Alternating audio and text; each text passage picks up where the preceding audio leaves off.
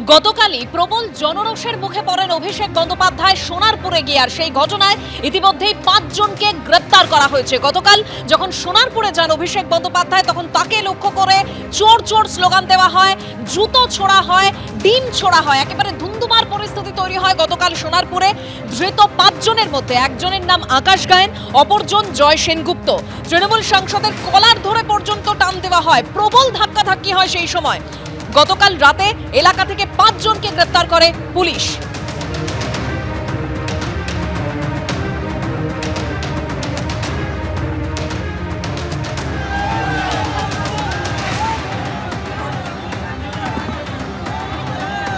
ধৃত 5 জনের মধ্যে একজন আকাশ গায়েন। আকাশ গায়েনের মা কি বলছেন শোনাবো। সোনারপুরে যে পরিস্থিতি তৈরি হয় সেই পরিস্থিতির পরিপ্রেক্ষিতে ইতিমধ্যে একাধিকে গ্রেপ্তার করা হয়েছে। গ্রেপ্তারের তালিকায় রয়েছে আকাশ গায়েন, অভিষেক বন্দ্যোপাধ্যায়ের হাত ধরে রয়েছে একেবারে ওপরে। এটা কে? এটা আমার ছেলে। আকাশ? হ্যাঁ, আকাশ গায়েন। ও ও কি করতো? ও খেলাধুলা করতো, আর এমনি অফ টাইমে এসি টেসি ওই ফ্রিজ টিজ সারানো এইসব হেল্পারের কাজ করতো। ও কি কোনো পার্টি করে? না, কোনো পার্টি বাটি। তৃণমূলের কি হয়ে কি করতো?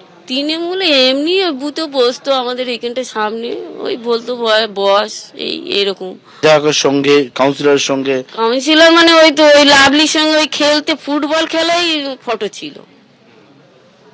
হ্যাঁ, ফুটবল খেলতে, ওই কালকের ফুটবল খেলতে গিয়েই ওকে নিয়ে গেছে। ও তৃণমূলের সঙ্গে খুব একটা বসে ওই এমনি পাড়া থাকলে দেখুন দাদারা করে যে তুই এখানে বস, তা একটু এ করে দেখে দিবি, এগুলো এই ব্যাপার। অভিষেক বন্দ্যোপাধ্যায়ের উপর কোনো রাগ ছিল? না না, কোনো রাগ ছিল না।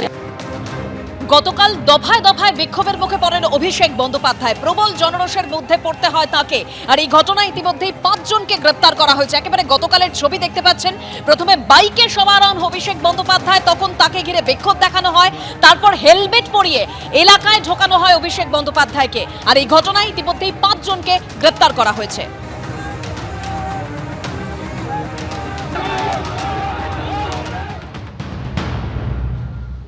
হ্যাঁ, উনি যা করেছে ওনার এটাই প্রাপ্য। উনি ওপেন থ্রেট দিয়েছিল 4 তারিখের পরে মা বোনেরা কেউ থাকবে না, সব শাড়ি দিয়ে পড়াবে, সব কিছুকে মারবে। এমনকি আমাদের কম করে এইটা কিছু করাই হয়নি। জাস্ট এটা কোনো পার্টির থেকে না, এটা জনতা করেছে, এটা জনগণ করেছে। সোনারপুরে নিহত দলীয় কর্মীর বাড়িতে যাওয়ার সময় ব্যাপক বিক্ষোভের মুখে পড়েন অভিষেক বন্দ্যোপাধ্যায়। একেবারে গতকালের ছবি দেখতে পাচ্ছেন। ইতিমধ্যেই 5 জনকে এই ঘটনায় গ্রেপ্তারও করা হয়েছে। ধৃত 5 জনের মধ্যে একজন আকাশ গায়েন, অপরজন জয় সেনগুপ্ত। তার স্ত্রী কি বলেছেন?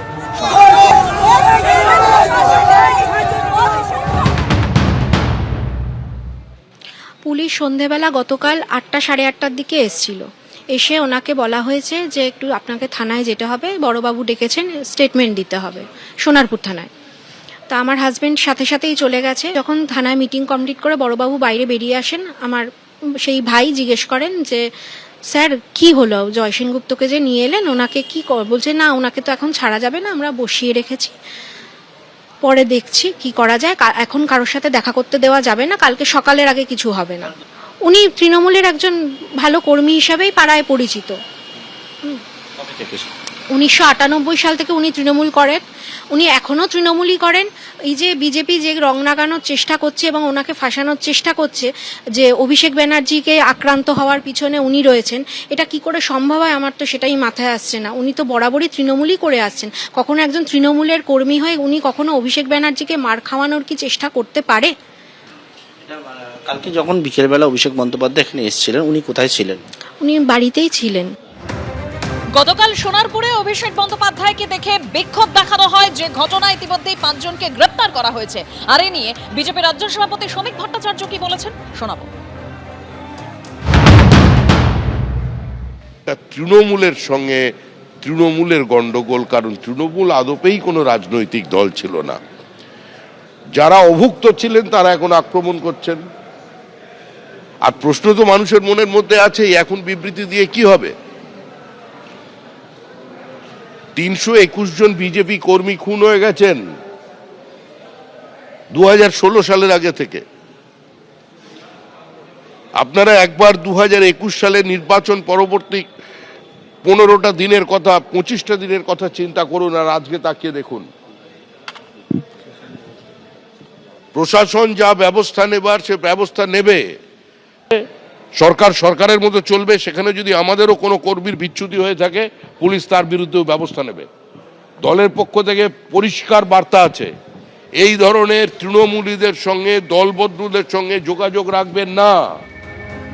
তৃণমূলের সর্বভারতীয় সাধারণ সম্পাদক অভিষেক বন্দ্যোপাধ্যায়কে গতকাল জুতো ছোড়া হয়, ডিম ছোড়া হয়, কাদা ছোড়া হয়। সোনারপুরে একেবারে যে পরিস্থিতি তৈরি হয়েছিল গতকাল, সেই ছবি দেখতে পাচ্ছেন। ইতিমধ্যেই 5 জনকে গ্রেপ্তার করা হয়েছে। অধীর রঞ্জন চৌধুরী কি বলছেন এই প্রসঙ্গে শোনাবো।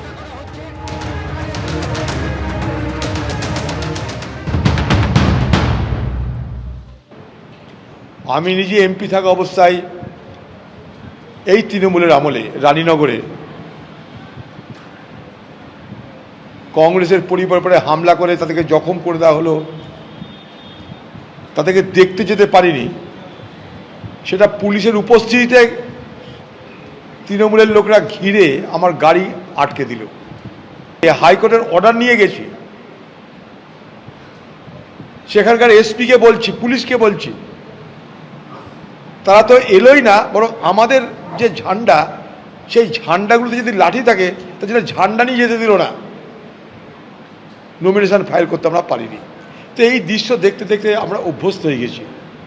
একটা সাংসদ যেতেই পারে, তার উপরে হামলা করার মধ্যে কোনো বাহাদুরি তো নেই, বরং হামলা করার মধ্যে দিয়ে কি হয়, অভিযোগের বদলে নায়ক তৈরি করে দেওয়া হয়, মহানায়ক তৈরি করে দেওয়া হয়। গতকাল সোনারপুরে ধুমধুমার পরিস্থিতি তৈরি হয়। অভিষেক বন্দ্যোপাধ্যায় রাস্তায় নামতেই ক্ষোভ আছড়ে পড়ে, জনরোষ আছড়ে পড়ে। ঠিক কি পরিস্থিতি গতকাল তৈরি হয়েছিল দেখাবো আরো একবার।